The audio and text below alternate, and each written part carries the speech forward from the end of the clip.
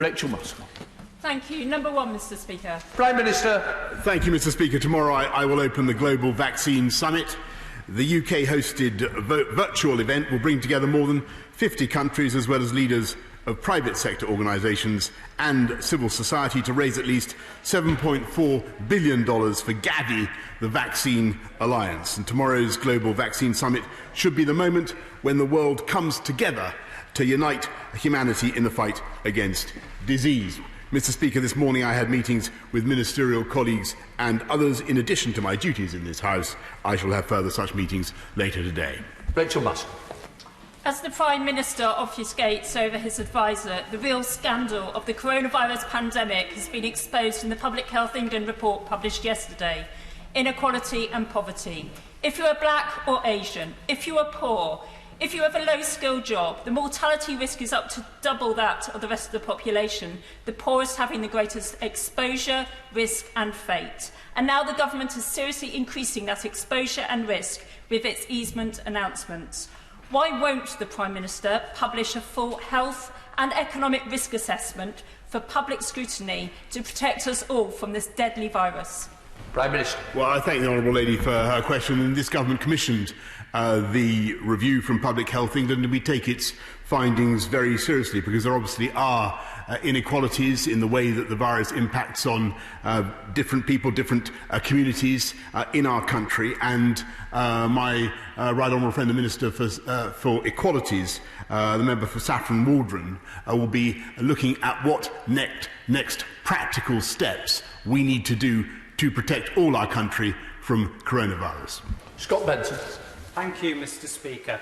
Over the past few weeks, Blackpool has been inundated with visitors, and the images of people not social distancing and leaving our beach strewn with litter have angered my constituents at a time when they are doing the right thing and following the government's advice. The fact that Blackpool has one of the highest local infection rates in the nation has only served to heighten these fears. What assistance is the government providing to areas such as Blackpool to deal with the influx of visitors at a time when local services are already under pressure? Minister. Well, Mr. Speaker, he well represents Blackpool, his constituents, sticking up for the interests of Blackpool. In addition to the $3.2 billion we're already given to local councils to help combat corona, Blackpool is receiving another £9 million in particular, as well as the funding from the High Street Fund and the Town Fund to deal with the particular problems that he rightly identifies. Leader of the Opposition, Sir Keir Starmer. Thank you, Mr. Speaker. Can I start by expressing shock and anger at the death of George Floyd? This has shone a light on racism and hatred experienced by many in the US and beyond. I'm surprised the Prime Minister hasn't said anything about this yet, but I do hope that next time he speaks to President Trump, he will convey to him the UK's abhorrence about his response to the events. Mr. Speaker, the Telegraph this morning is reporting that the Prime Minister has decided to take direct control of the government's response to the virus. So an obvious question for the Prime Minister: who's been in direct control up till now? Minister.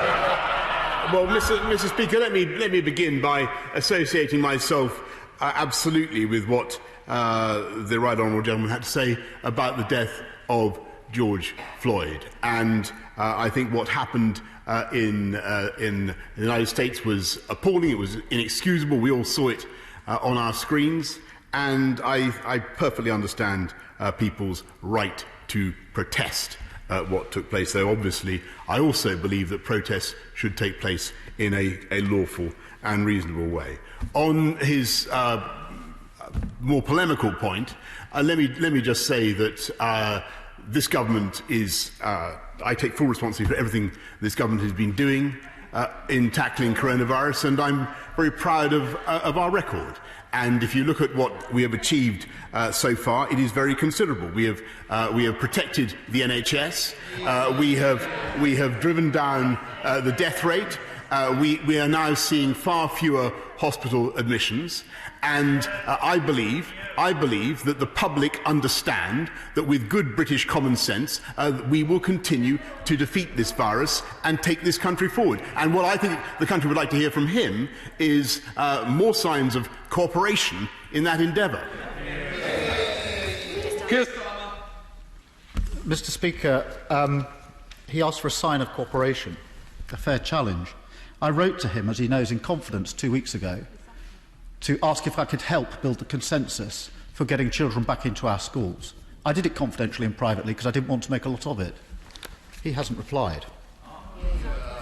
Mr. Speaker, this is a critical week in our response to COVID-19.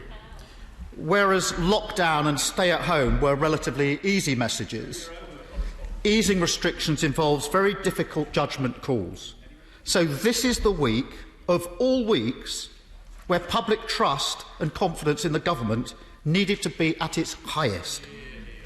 But as the director of the Reuters Institute, which commissioned a YouGov poll this weekend, said, I have never, in 10 years of research, seen a drop in trust like we've seen for the UK government.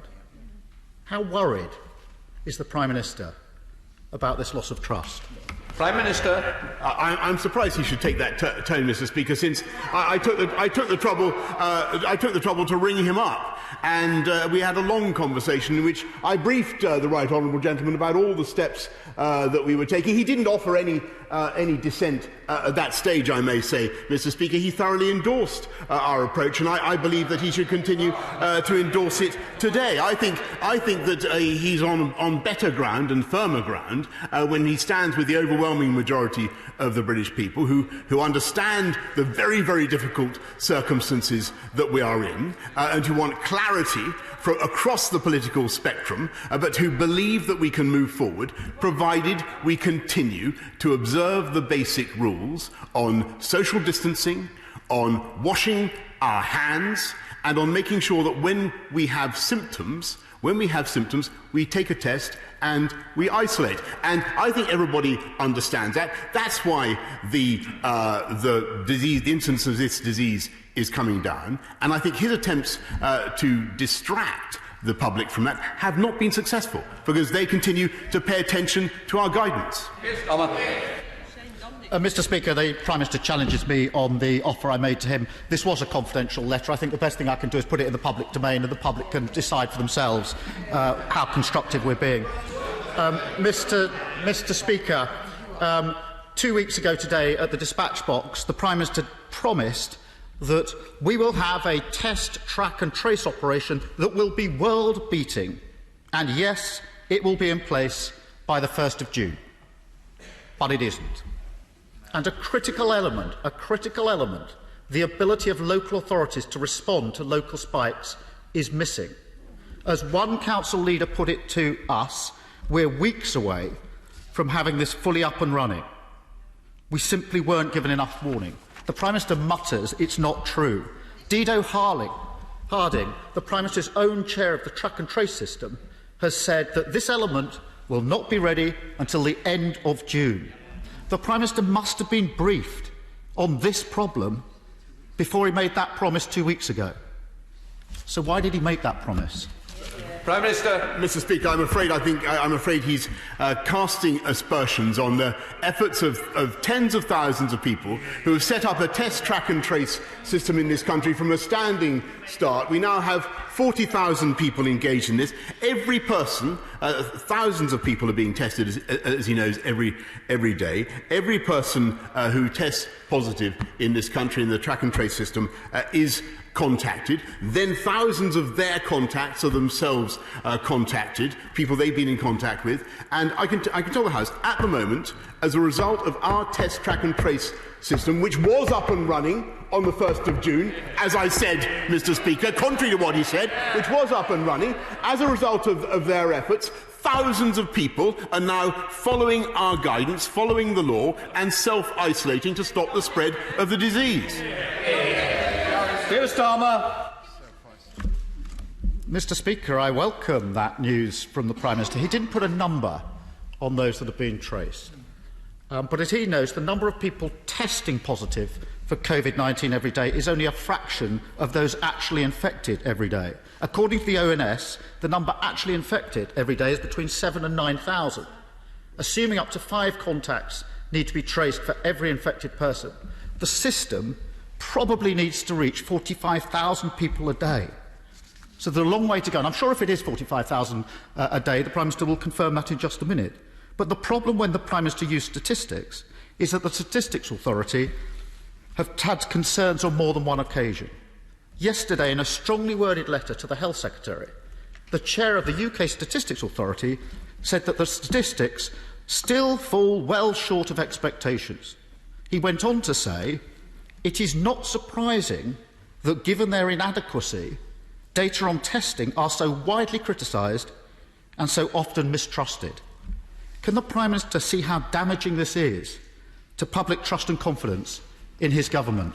I must say to the Right Honourable Gentleman, I really do not see the purpose of his endless attacks on public trust and confidence, when what we are trying to do, and I think what the public want to hear from politicians across all parties, are clear messages about how to defeat this virus. Test and trace is a vital tool in our armoury, and contrary to what he says, actually, we did, by the end of May, get up to 100,000 tests a day, and we got up to 200,000 by the beginning of this month. And that was an astonishing achievement, not by government, but by tens of thousands of people working to support government. And I think he should pay tribute to them and what they've achieved. Mr. Speaker, the Prime Minister is confusing scrutiny for attacks. I have supported the government openly, and I've taken criticism for it, but boy, he makes it difficult to support this government over the last 2 weeks. Mr. Speaker, another critical issue on trust and confidence is transparency about decision-making. On the 10th of May, the Prime Minister said, on the question of lifting restrictions, if the alert level won't allow it, we will simply wait and go on until we've got it right. At the time when he said that, the alert level was 4, and the R rate was between 0.5 and 0.9. We're now 3 weeks on. Some restrictions have been lifted. So can the Prime Minister tell us what's the alert level now and what's the R rate now? Prime Minister. He knows perfectly well that the alert level does allow it, and indeed he didn't raise that issue with me when we had a conversation on the telephone, and he knows the reason we've been able to make the progress that we have is that the 5 tests have been fulfilled. So, yes, the alert level remains at 4, but as Sage will confirm, we've managed to protect the NHS. We've got the rate of deaths down. We've got the rate of infection down. The PPE crisis, the difficulties in care homes, the question of the R, they have been addressed. And I think the question for him, Mr. Speaker, is whether he actually supports the progress we're making. Because at the weekend he was backing it. Now he's doing a U-turn. Now he seems to be against the steps that this country is taking. Keir Starmer. I've supported the government in the gradual easing of restrictions. That is why I wrote to the Prime Minister 2 weeks ago, because I could see the problem with schools, and I thought it needed leadership and consensus, and I privately offered to do what I could to build that consensus. That's the offer that wasn't taken up. Mr. Speaker, can I finally turn to the question of Parliament? Mr. Speaker, I know you feel very strongly about this. The scenes yesterday of MPs queuing to vote and members being unable to vote were frankly shameful. This should not be a political issue. Members on all sides know that this is completely unnecessary and unacceptable. If any other employer behaved like this, it would be a clear and obvious case of indirect discrimination under the Equalities Act.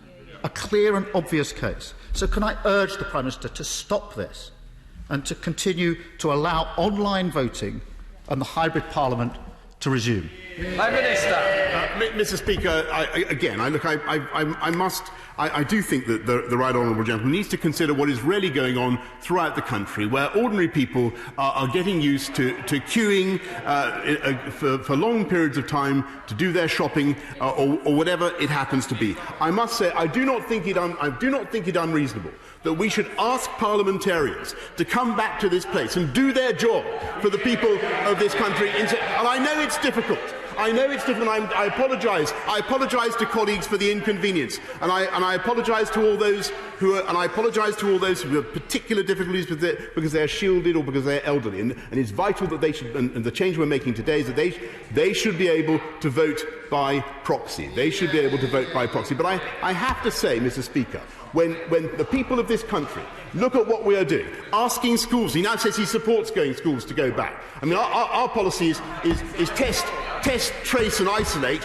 His policy is agree, U-turn and then criticise, Mr. Speaker. But what I can tell him is that I do think the people of this country, on the whole, will want their parliamentarians to be back at work, doing their job, passing legislation on behalf of the people of this country. And that is what this government intends to do.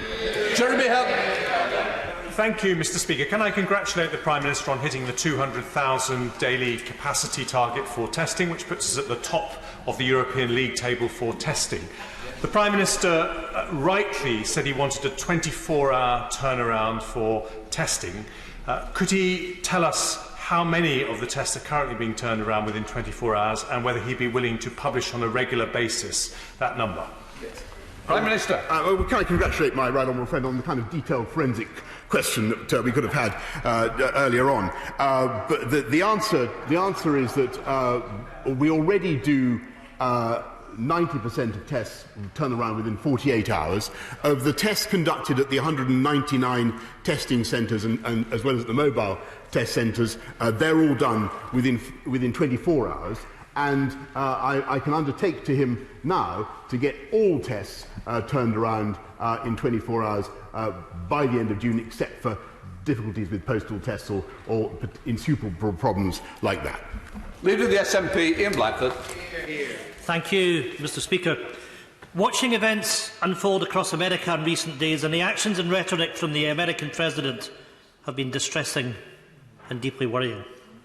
We cannot delude ourselves at believing that we are witnessing anything short of a dangerous slide into autocracy. It is in times like these when people look to those they elect for hope, for guidance, for leadership and for action. However, in the 7 days since George Floyd was murdered, the UK Government has not even offered words. It has not expressed that pain. It has shuttered itself in the hope that no one would notice. The Prime Minister skirted over this earlier in Prime Minister's questions. So can I ask the Prime Minister, what representations has he made to his ally Donald Trump?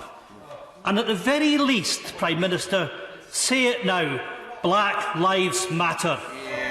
Prime Minister. Well, Mr. Speaker, of course Black Lives Matter, and I totally understand the anger, the grief that is felt not just in America but around the world and in our country as well. I totally understand that and I get that. And I also support, as I've said, the right to protest. The only point I would make to the House is that protests should be carried out lawfully, and in this country protests should be carried out in accordance with our rules on social distancing. Ian Blackford. Well, I'm afraid, Mr. Speaker, that the Prime Minister didn't answer the question what representations has he made to his friend Donald Trump. Mr. Speaker, it is imperative that the UK is vocal on human rights, freedom to gather and protest, freedom of speech and upholding press freedom in other parts of the world. It would be nothing short of hypocrisy if we were to turn a blind eye to events unfolding in the US. However, actions speak louder than words, and the Prime Minister can shake his head. But the UK exports millions of pounds worth of riot control equipment to the US, including tear gas and rubber bullets. The Prime Minister must have seen how these weapons are used on American streets. With the government's own guidance warning against equipment being used in such way, will the Prime Minister urgently review such exports? Minister. I'm happy to look into any complaints, but as he knows, all exports are conducted in accordance with the consolidated guidance, and the UK is possibly the most scrupulous country in that respect in the world. Mr. Speaker, I have a number of businesses that serve the wedding market and would like to hold viewings to make bookings for the future. Church leaders of Loughborough have also contacted me about access to churches, both for services and to help tackle loneliness. please could I ask that religious faiths be allowed to let people into their places of worship, observing social distancing within their premises, and wedding venues to be allowed to access for bookings? Thank you. Prime Minister. Well, yes, I very much understand the urgency that many people in this country feel about the need to reopen places of worship. My right honourable friend, the Secretary of State for Local Government, Community and Local Government, is of course leading a task force on this very matter. It is a tough one. Every time you do something like this, you push up the risk of infection, you push up the risk to the R again. And I cannot, just to repeat what I was saying earlier on to the Leader of the Opposition, we are not there yet. We're getting there, but we are not yet there yet. It is vital that the people of this country understand the continued need to push down on that infection rate. Lord Russell-Moyle. Our firefighters have been assisting this COVID crisis. They've taken 12 additional areas of work supporting our NHS. And while they are busier than ever, they're about to face another round of devastating cuts. My local fire authority in East Sussex is planning to remove 10 fire trucks from the county and the loss of frontline firefighters. Is the Prime Minister planning to respond to the FBU, the Fire Brigade Union letter, sent to him on the 22nd of May, calling for a moratorium on cuts? Clapping on Thursdays is well and good, but will he put his money where his mouth is and ensure that no fire authority needs to cut frontline firefighters when they have been helping save our country? Prime Minister. Mr. Speaker, I will certainly respond to his letter. Thank you, Mr. Speaker. Would the Prime Minister agree that as we exit the pandemic, it's critical that we not only stimulate the UK economy, but also we start the important process of levelling up? This should include stimulating the housing market to help excellent companies like PWS at Newton Aycliffe, investing in rural broadband to help villages like Killarby, and maybe moving the Treasury to Sedgefield. The acceleration of rolling stock investment to help companies like Hitachi. Can I also ask him to join me in opening the station at Ferryhill that I'm sure he's going to ask the Transport Secretary to approve? Minister. Well, a brilliant idea there. I think Sedgefield should be careful what it wishes for. But I will certainly investigate that possibility. But when you look at what we're doing, my honourable friend will know whether it's 300,000 homes that we want to build every year, massive investment in gigabit broadband, huge investment in railways and roads. I will make sure that I add to that an ambition to come and see Ferryhill Station launched with him. Alan Blighted. Will the Prime Minister address himself to the question of quarantine arrangements? Most European countries have had quarantine arrangements for quite a while now and are beginning to reduce them. This country has had no quarantine arrangements to date and is only now introducing them. Why is that? Prime Minister. For the simple reason that as we get the rate of infection down with the efforts that we are making as a country, it is vital that we avoid reinfection from elsewhere, and that's why we're doing it. Bill Stride. Mr. Speaker, when my right honourable friend attended the liaison committee last week, he very kindly committed to me to speak to the Chancellor about the possibility of including self-employment income received by way of dividend in the calculation of furlough support. And I wonder whether my right honourable friend had had the opportunity to have that conversation, whether he had some good news for the House, because there are hundreds and thousands of self-employed people up and down this country who need that support. Prime Minister. I'm grateful to my right honourable friend. He raises a very, very important point, and I have an answer of fantastic complexity here before me. But the gist of it is that at present HMRC would be forced to rely on all sorts of information that they would not be able themselves to verify very easily in order to comply with his wishes. But I'm happy to discuss it more fully with him and to write to him in detail. Paul Blomfield. In front of the liaison committee last week, the Prime Minister was clearly shocked to learn that many migrants living and working lawfully in the UK have no recourse to public funds. Without support, many have been forced to continue working in unsafe conditions or have been pushed into extreme poverty. He promised the liaison committee that he would do all he could to help. Scrapping the policy would be the best step. So can he update the House on his progress? Yes, Mr. Speaker. What I can tell is that everybody knows that no recourse to public funds is a long-standing condition that applies to people here with temporary immigration status. But that doesn't. It's a term of art. It doesn't mean that they are necessarily excluded from all public funds. And for instance, they may be eligible for coronavirus job retention scheme funds, self-employed income support scheme funds, and indeed, if they've paid in to the benefit system, they may be eligible also for certain benefits. Mark Fletcher. Thank you, Mr. Speaker. As we come out of lockdown, it is vital that we get our economy firing on all cylinders. In Bolsover, to level up, we need more skilled jobs. So will my right honourable friend, the Prime Minister, meet with me to discuss my proposal for Bolsover to lead the country with a green enterprise zone so that we can bring low-carbon manufacturing and research to our region? Prime Minister. Mr. Speaker, he has exactly the right vision for Bolsover, and it is indeed the vision that I have for the whole country. The green recovery is going to be essential to this country's success in the next few years. I'm happy to meet with him to discuss it. Judith Cummins. Thank you, Mr. Speaker. The Community Secretary has admitted unlawfully overruling his own planning inspector to allow the West Ferry development to go ahead, potentially saving the developer, Richard Desmond, who is a Conservative Party donor, £40 million in tax. He did this just weeks after sitting next to the developer at a Tory fundraising dinner.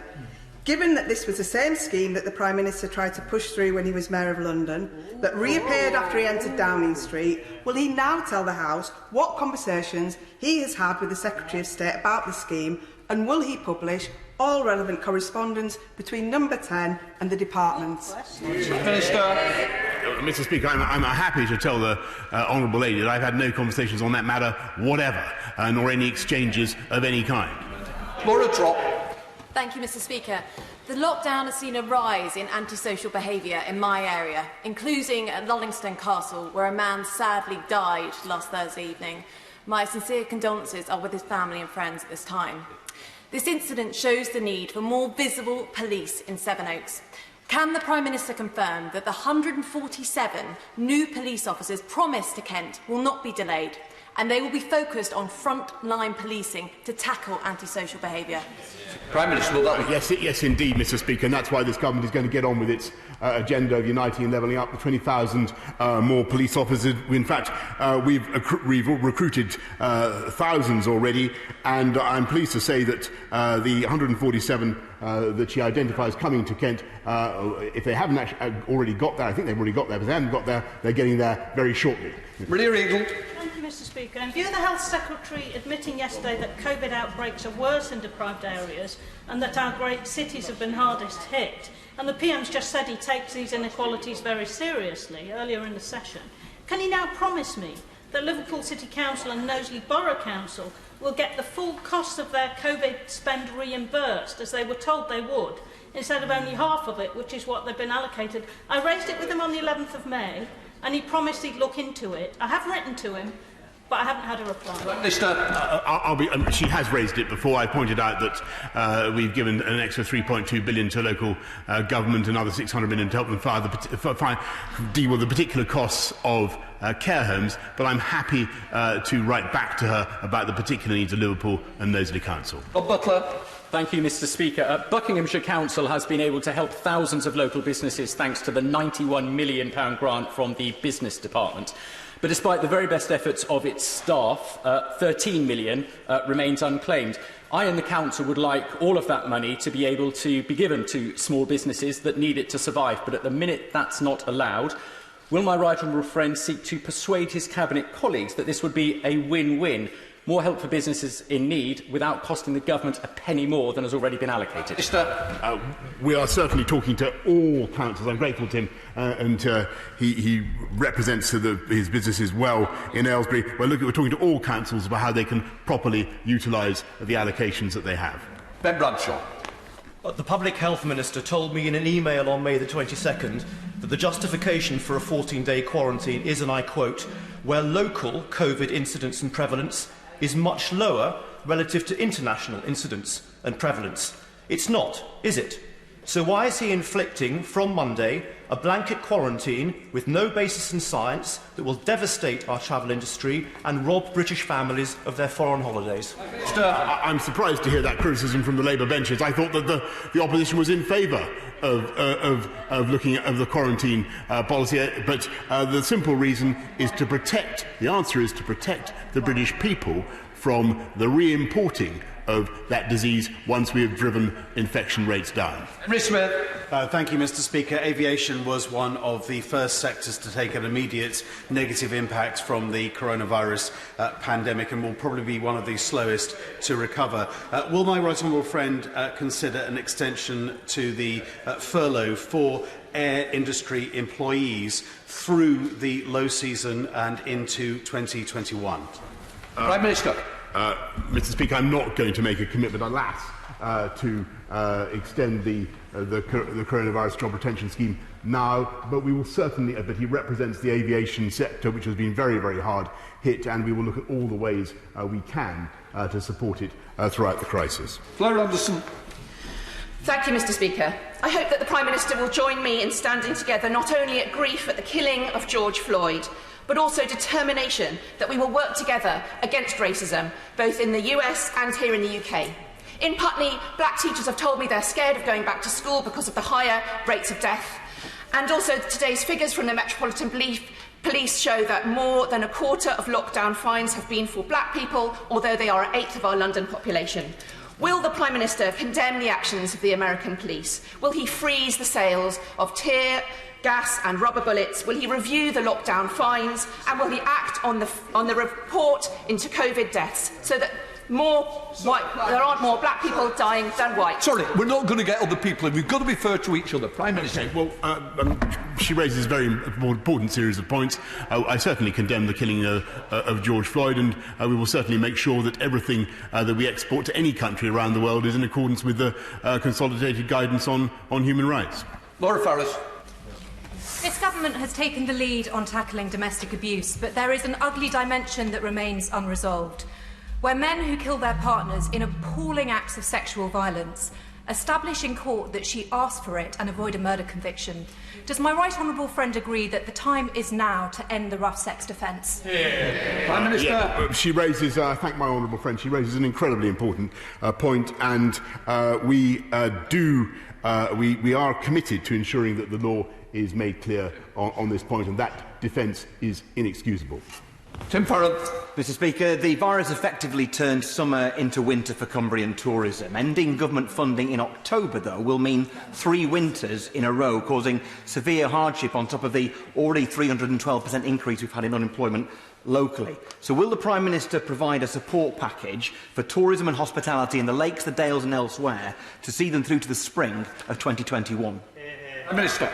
I'm grateful to the honourable member. We're certainly looking at all sorts of packages to help the tourism industry, creative ideas to help the tourism industry over the winter period, so that their winter, as it were, can continue to be a kind of summer once we can get things open again. But there are all sorts of packages that we'll be bringing forward, but I don't want to extend some of the schemes that we currently have. Thank you, Mr. Speaker. I'm very proud to tell you that we have 2,500 world-class steelworkers in Scunthorpe. And like steelmakers across this land, they stand ready to make steel for HS2.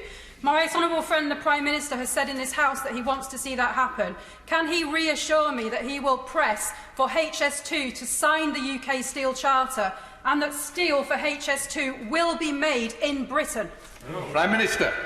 Mr. Speaker, we are doing everything we can to support the UK steel industry and to make sure that as HS2 goes forward that it maximises the use of UK steel, and I'm proud to say that 98% of the companies that have signed up to deliver for HS2 are based in this country. Andy Slaughter. Speaker, when the Prime Minister was forced to publish the review of the risk COVID-19 poses to black and minority ethnic groups yesterday, why did he remove reference to the 1,000 responses to the review, many of which cited structural racism and discrimination as root causes of higher risk? If, unlike Trump, he seeks to represent the whole country he's elected to lead, what action is he going to take to show that in tackling COVID-19 and wider racism in society, Black Lives Matter? Prime Minister.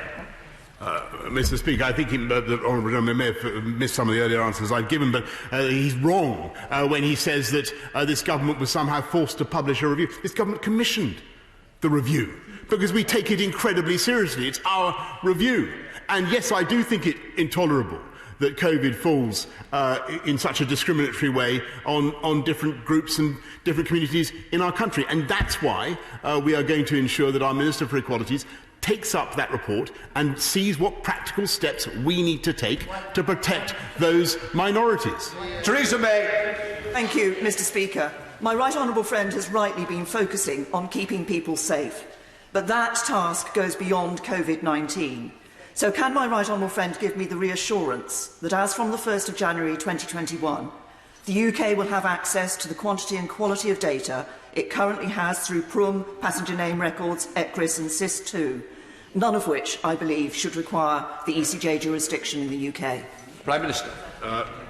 Mr. Speaker, that depends, I'm afraid, on the outcome of our negotiations, as she knows well, but I'm absolutely confident that our friends and partners will see sense and the great mutual benefit in continuing to collaborate in exactly the way that we do. We now come to the end. In order to allow safe exit, honourable members participating in the item of business and safe arrival of those participating in the next, I am now suspending the House for 5 minutes.